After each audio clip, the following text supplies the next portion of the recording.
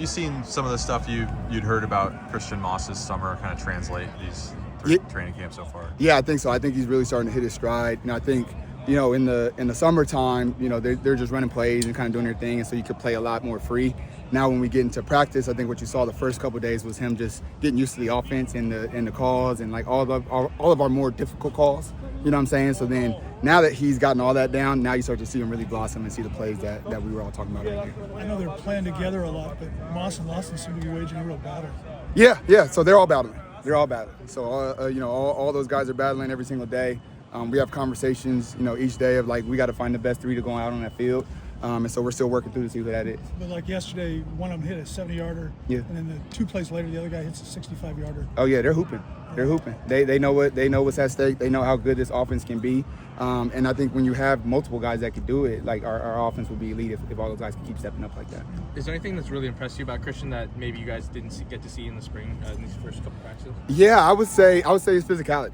Obviously he's big, so you expect the physicality, but we all have seen a lot of big receivers that aren't that. So for him to be able to play with that has been really good for our offense, and I think it really makes Dezmen comfortable to know that he has that big body that he can, find that one-on-one matchup with, and he will take care of it. He had the kind of weird timing with the transfer portal, waiting for that waiver. Yeah. How did that kind of his recruitment play out from your guys' side? Yeah, it was quick. It was, the transfer portal. Why the transfer portal is good and bad is because you can find good players, but it's also you only get to know them for 24, 48 hours. You know what I mean? You got to make those decisions real fast. And so the conversations we had with Christian leading up to it, fantastic kid, smart kid, loves to compete. We're seeing all that on the football field. Had you guys identified him early in the process, or was it only once the waiver went through that you started like? No, it was all the way through. He was on our list of guys that we were looking for. And then as he got his waiver, that's when you can't talk to anybody until they actually get all the stuff done. And so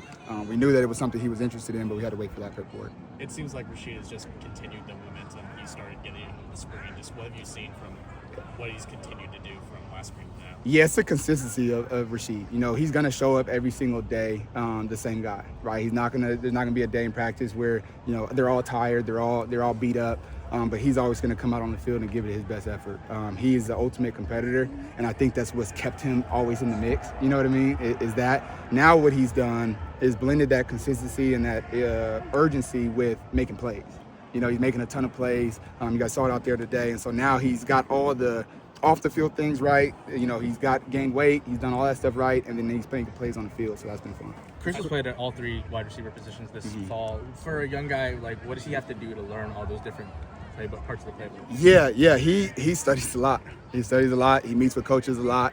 He's always watching film. And as a coaching staff, you kind of want to be careful with moving guys all around, so they can learn.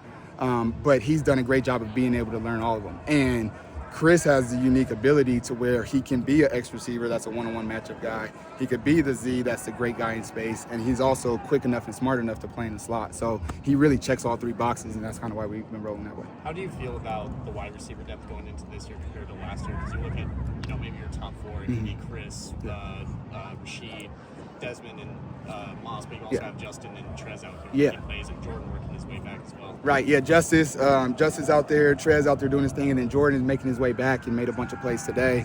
And so I really do like the depth of the squad. I think, what we look for, we know they're all talented. I talked about it, before camp started. We know they're all talented, but who could execute the offense at the highest level? Those guys will be the ones that can play.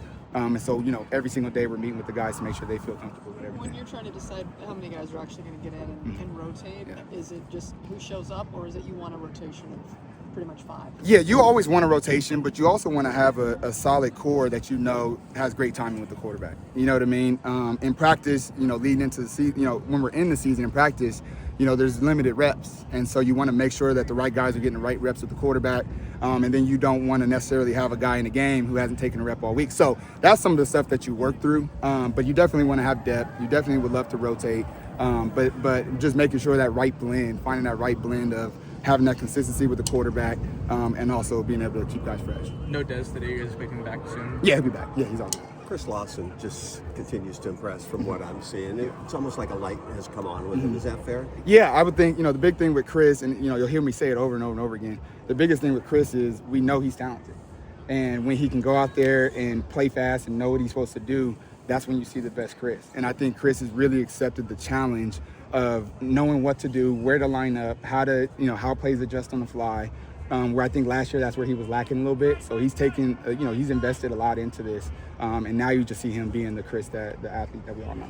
What kind of growth have you seen in these freshmen that were here for spring practice? Yeah, I think it's, I was actually talking to him about it yesterday is, we're at practice 11 right now, right? And in the spring we have 15. And I felt like the freshmen in the spring, they kind of hit that wall at like practice 9 or 10, just with all the, all the activity.